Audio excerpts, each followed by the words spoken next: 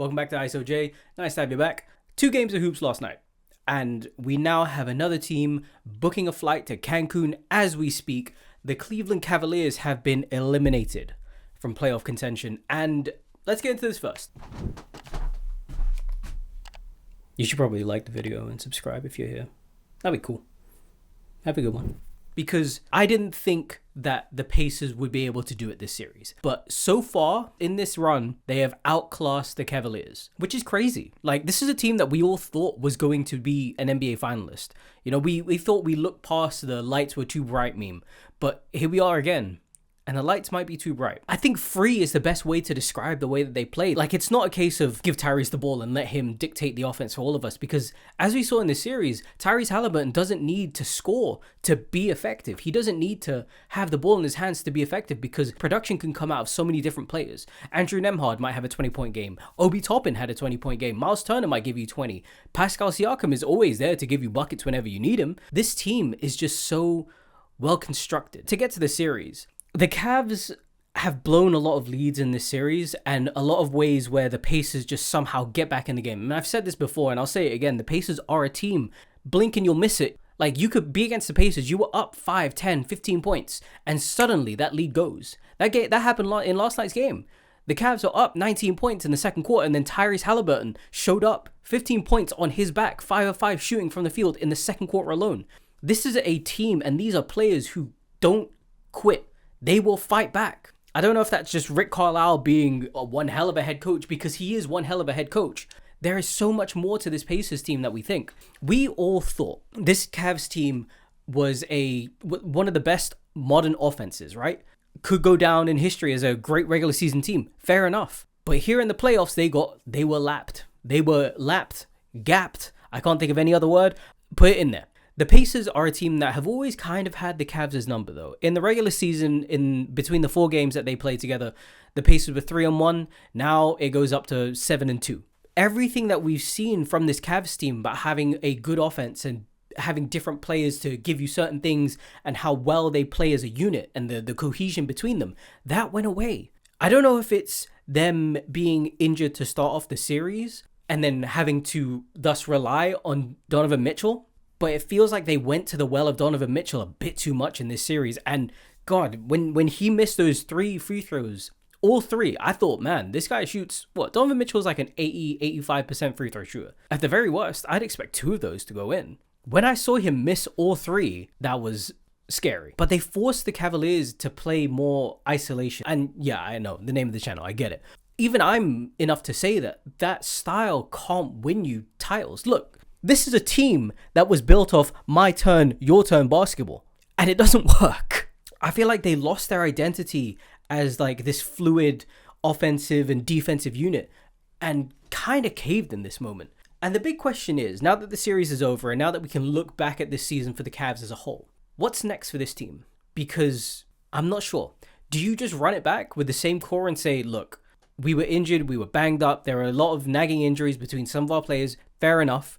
Let's just run it back. I can understand them saying, yeah, maybe that is the fix. Maybe we just need 1 more year. Another bit of experience for Evan Mobley. More time for our players to gel together. Yeah, sure, maybe that is the fix. There are a lot of other problems here now. Is Jarrett Allen the right center for you? Because in a couple of these games, he has vanished. In this game, he was great in the first quarter, but when they went to the Donovan Mitchell well, he kind of faded into obscurity a bit. And in the game before this, in game 4, Jarrett Allen disappeared. It was a vanishing act. Mr. Houdini himself could not find him in the hat. Are the lights too bright for him? Maybe the Cavs take offers to see, can we get an upgrade at our center position? Because yes, Jarrett Allen is a great player. Gives, good rebounding on both ends of the floor, a good defensive presence, a twin tower lineup. But is he the right person for it? Another person that might be gone, might not be gone, who knows? Ty Jerome. Because as good of a regular season as he had, Ty Jerome really disappeared in the playoffs. Yeah, he's great, but in these games, he has disappeared. I think, it was either game 3 or game 4, a stinker of a performance from Ty Jerome. Has he just costed himself a huge bag? Because if it was based off that regular season alone, that man was getting paid this offseason. Did he fumble? Did he fumble here? I don't know. Ty Jerome did give them a little spark off the bench in that fourth quarter, hitting 2 back-to-back threes. Late in the game, he made the same mistakes as everyone else was making. Silly turnovers, silly fouls, and it just became a point of no return for the Cavaliers. To talk about Indiana, Tyrese Halliburton had a game, and the overrated chance, I feel like they just piss him off a bit more. 31 points, 6 rebounds, 8 assists, 10 of 15 from the field, 6 of 10 from deep. The overrated call backfired on you guys. Because even when the Pacers were struggling, Tyrese Halliburton was there to pick the pieces back up. Like I said before, 15 points in that second quarter. The Cavs were up by 19, but he cut that himself. We're about to see a Pacers-Knicks conference finals. And yes, I don't want to write off the Boston Celtics, but they just lost Jason Tatum. We're about to see a Pacers-Knicks conference finals. The storyline alone could feed families, could feed generations. I just want to see Spike Lee at the Garden, Reggie Miller on the play-by-play, and I just want to see a little when they lose one game. But let's go on to the other game of the night, the Oklahoma City Thunder versus the Denver Nuggets, and this was a hell of a performance from Nikola Jokic. This felt like the battle of the MVPs that we were promised. This was what we wanted. I didn't want to see another Jokic stronger game. I don't want to see Shea not be able to find his rhythm. They found it this game. Real quick, Denver really let this game go because they were leading the whole game. You know, well, there was a stretch where maybe OKC would take back the lead, but at the end of each quarter, they were winning each quarter until the fourth. They went 6 minutes without a field goal in the fourth quarter. The Nuggets just didn't show up. It felt like everything was gone.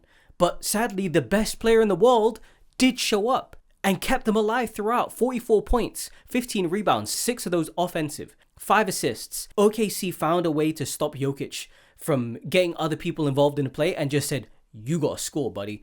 And you know what? He did. If you looked at the box score for this game, you would think that, oh, Jamal Murray, Nikola Jokic, they did it again. Jamal Murray had 28 points, 10 of 27 from the field. Did I say 27? Oh my. 10 of 27 from the field, but late in the game, he was being exposed by Shea. Every time it was Murray versus Shea on an island, hey, that's another foul, that's another and one. And it just kept adding up towards the end of this game. And it felt like OKC are really, really starting to heat up in this series. Christian Brown had a stinker. He was left open on the wings because the Nuggets went to playing in the post, or playing out of the post rather, and found a lot of their buckets through Nikola Jokic post-ups. And over time, that leaves people open. Because you're crowding the paint, you want to stop Jokic. There are people outside on the wings who can maybe make a shot. No one on this Denver Nuggets team could make a shot, except for Nikola Jokic and maybe Jamal Murray at times. Christian Brown, 3 of 12 from deep. Michael Porter Jr. had a stinker, and yes, I'll forgive him. Maybe it's the shoulder. Maybe he just can't. It doesn't feel right for him. Fair enough. 1 of 7 from the field. Peyton Watson, 1 of 4 from the field. Russ, 1 of 7. And the problem that they have is there is no depth on this Denver Nuggets team. When Michael Porter Jr. is out, it's either, okay, cool, I can put him in or I can put Russ. They give the kind of the same thing on defense and offense, but they're both struggling. They both suck. I don't really know what to say for this Nuggets team. Shea went crazy. 31 points, 6 rebounds, 7 assists, 2 stocks. You had 6 OKC players in double figures. Lou Dort hits 3 big threes in the fourth quarter, and there's not much to say other than the Denver Nuggets sold this game and sold Nikola Jokic so bad. Throughout this series, OKC haven't been as great of an offensive team. Other than most of Game 1 and Game 2, they've struggled quite a bit. But here, they were firing on all cylinders again. I don't know if this series is over though.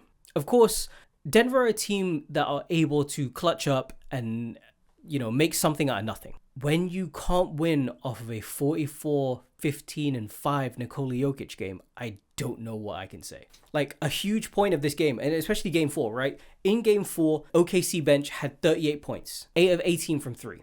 In Game 4, the Denver bench had 8. Whilst the starters were struggling in Game 4 for Oklahoma City, the bench could not produce anything. And the same thing happened here in Game 5. Okay, yeah, it wasn't 38, but the OKC bench had 22 points. The Denver Nuggets bench had 10. Like, I just don't think there is a way to find offense off this bench. And yes, okay, we can look at how big Michael Porter Jr.'s injury is. And yeah, that may be a big factor in why they're struggling. But he is 2 of 14 from the field, 0 of 10 in the last 2. Aaron Gordon did not have a good offensive performance this game. Either Aielman plays MPJ or Russ. Like I said, both are struggling in this series. Denver in that fourth quarter were 5 of 21 from the field. 5 of 21. The well dried up. They were hitting threes throughout the game. But suddenly, something in that fourth quarter energy, something in that Oklahoma City air sucked it all away. They were gone. They couldn't shoot from three. They were ice cold. Oklahoma City in the fourth quarter shot 55% from the field. The big question now is, have the Nuggets run out of gas? You know, they just played a game 7 against the Clippers. Now they're in a game 6. Do they still have what it takes to keep going and win this game and win the next one? I don't know. The Nuggets are in trouble. Can they win game 6? Definitely. I'm never going to count out Nikola Jokic now. I've learned my lesson. OKC are hot, man. OKC are feeling themselves now. They're in a groove. After a game like this, when you win game 5, you shouldn't breathe a sigh of relief because the series is not over. There's 2 chances to close this one out now. Can they do it? Only time can tell. But I think that's it for me. Thank you so much for watching. I hope you have a good day. If you liked the video, please leave it a like. If you liked it that little bit more, a subscription is always lovely. If you liked it, thanks. If you didn't, hope you have a good day. Take good care of yourself. I'll see you in the next one. Bye-bye now.